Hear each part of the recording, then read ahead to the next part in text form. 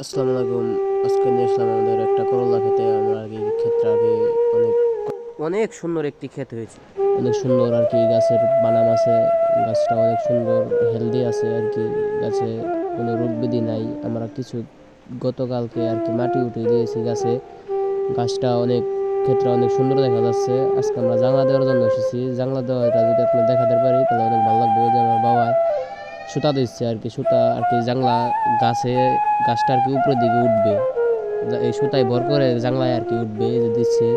সুতা কিছু দেওয়া আর কি বাকি ছিল, তারপরে আমার বাবাই দিচ্ছে। তারপরে অনেক আর কি খাটনি আছে ভাই, খাটনি ছাড়া কোনো কিছু নাই ভাই। আশা করছি আমরা ক্ষেত্রে অনেক লাভবান হবে এই বছর। ক্ষেত্রের অবস্থা অনেক ভালো আর কি। গাছে নতুন শিকড় ছেড়েছে বহুত, তাই আমরা মাটি উঠে দিয়েছি। এই যে আবহাওয়াটা ভাই বেশি ভালো না, বুঝছেন। আমি আপনাদের মাঝে যতখানি ভাই তুলে ধরতে পারছি ভাই এতখানি ভাই। ভিডিওর কোয়ালিটিটা একটু খারাপ আসতে পারে ভাই, তাতে কিছু কিছু করার নাই ভাই। কিছু মনে করবেন না। দেখেন অনেক সুন্দর গাছে আর কি ফুল উস্তা এসে পড়েছে আর কি। গাছটা আর কি অনেক গ্রোথ করছে আর কি।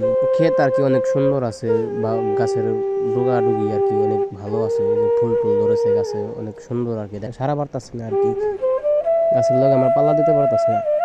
এই যে মনে করেন যে আমাদের পুরো ক্ষেত আর কি কয় শতাংশ, প্রায় 25% মতো জায়গায় যে আমরা মাটি উঠিয়ে দিয়েছি। অনেক সুন্দর দেখা যাচ্ছে গাছ। আল্লাহর রহমতে গাছের কোয়ালিটিও ভালো ভাই। সেই একটা মনের মতো ক্ষেত হয়েছে ভাই। আমাদের মানিকগঞ্জে ভাই এরকম ভাবে করলা চাষ করা হয় ভাই।